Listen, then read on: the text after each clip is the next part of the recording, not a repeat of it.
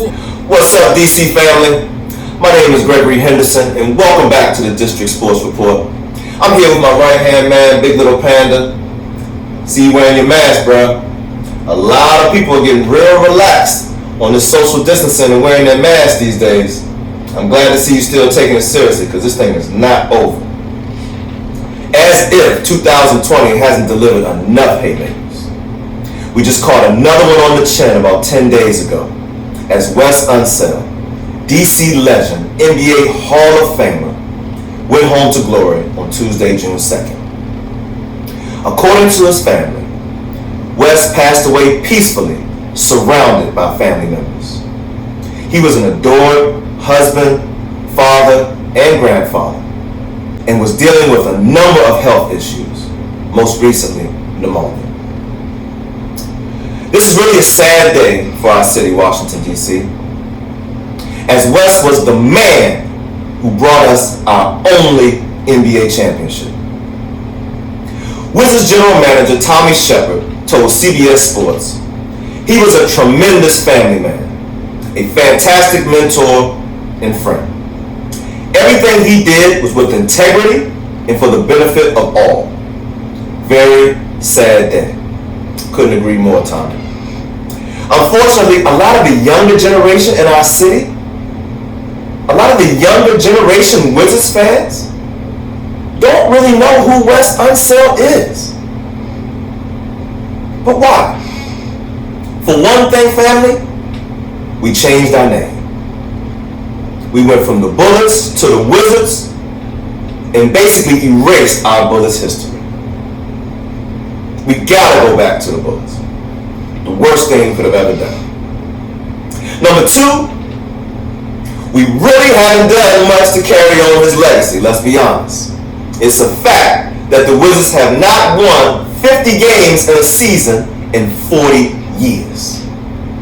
So today we mourn the loss of our legend, Wes Unseld, but we're celebrating his life today. So we're going to break down the 5 reasons why Wes is undoubtedly a DC legend, but also a hero for African Americans on and off the court. Yep, it's about time you get the credit you deserve. Alright, DC fam, I'm here with my partner in slime, Uptown Water, baby, what's going on? Social distancing. Man, we lost a real one, bruh. We lost probably one of the greatest Bullets of all time that never gets the credit he's probably going to deserve, ever. But we here to show you that you deserve it. Man, we grew up with that dude, man. Yeah, man. When I think of Wes Unseld, I just think about the original best Bullet of all time. Not Wizard, but Bullet of all time. Baltimore Bullet, Washington Bullet, he was the greatest. And the numbers can show. I didn't see him play. We were too young. Yeah. But he was our coach, man. And front office. That dude used to have a scowl on his face, bruh.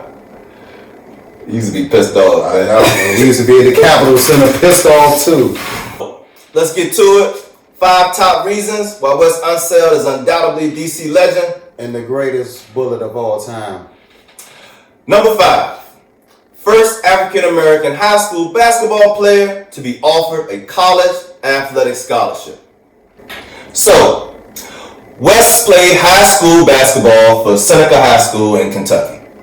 He was an absolute star and a 2-time state champion. Unfortunately, we don't have his high school stats, but what we do know is that Wes Unseld was a beast and was recruited by over 100 schools. 100 schools?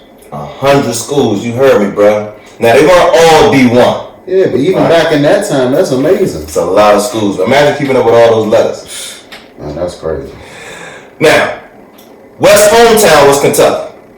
So, of course, the Kentucky Wildcats was one of the 100 schools that offered him a scholarship, right? No brainer, right? Hometown hero. Wrong. Hey, y'all, this was unprecedented. This had never happened before. So Kentucky, who at the time was led by legendary coach Adolph Rudd, became the first school ever to offer an African American an athletic scholarship. Not only was Wes Unseld making headlines for his dominating play on the basketball court, he was already helping to break down racial barriers as a high school student. Wow. Hall of Fame sports writer Billy Reed told Sporting News, Wes Unseld was always a quiet warrior. He had no ego and was uncomfortable in the spotlight. He always should be remembered as the most important recruit in Kentucky basketball history. The most important recruit in basketball history? The most important recruit in history. Wow. Why? So many civil rights activists in his community encouraged Unseld to accept the Kentucky offer and break the SEC color barrier, right? Instead, Wes chose to stay home, play for his hometown Louisville Cardinals, where he became a two-time All-American. So why not go to Kentucky? Well, Wes chose not to do that because he just didn't feel like he had the temperament to deal with it. Everybody know, even back then during that time, he knew what Jackie Robinson went through, and he just didn't feel like he had the personality to deal with that because he was pretty much hands-on, if you know what I mean. It didn't matter what race you were, so. Yeah, Waller, that's a great point, bro, because Perry Wallace, who ended up going to Vanderbilt and ended up being the first African-American to play in the SEC, that dude his treatment was worse than Jackie Robinson. I mean, the racism and harsh treatment that he dealt with was unbelievable. Unbelievable. In an interview with Sports Illustrated in 1974, Wes said, I told my mother that if I played in the SEC, I'd set civil rights back 20 years. A lot of people felt like I should be the first black to play. I told them, I don't have the right attitude to be a pioneer. It just wasn't me. I have the same attitude now. I feel if somebody is nice to me, then I'll be nice to them. But if someone isn't nice, well, I believe in talking to them in a language they don't understand. If a man spits on me, I'll probably spit back.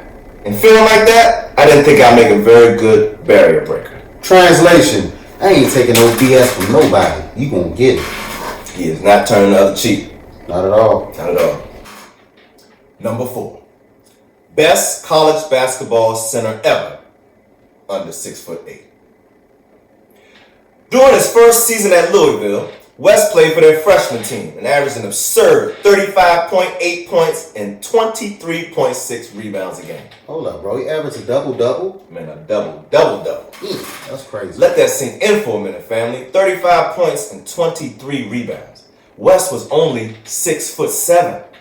So, of course, over the next 3 seasons, he dominated, leading Missouri Valley Conference in rebounding. In 3 seasons at Louisville, Wes finished up averaging 20.6 points a game and 18.9 rebounds, leading the Cardinals to consecutive Missouri Valley Conference titles and NCAA tournament appearances. In 1968, he declared for the NBA draft and was selected number 2 at the time, Baltimore Bullets, behind the number 1 pick, power forward Elvin Hayes, baby. Right.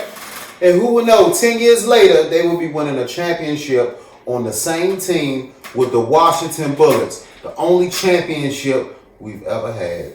Right. And there's no question, he was probably the best center, undersized center in college history. There's no question he is the best college basketball center under 6'8" that ever played. Oh, most definitely. Number 3, NBA MVP in his rookie season. Now, it's an understatement to say that Wes was a college legend. He was so good that he was drafted by the NBA and ABA. Wow. Wes chose the NBA, however, and all Bullets and Wizards fans, we should really be happy about that. And thank him for that, really. The year before Wes Unseld went to the Bullets, we were 36-46. Earned the 6th seed in the playoffs and got bounced in the first round. The next season, Wes Unseld led the Bullets to a 57-25 record and the number 1 seed in the East. A 21-game improvement.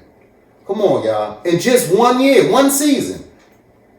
He won the Rookie of the Year and was an All-Star and won the NBA MVP. Why don't nobody even talk about that? Yes, you heard me. MVP in his rookie season.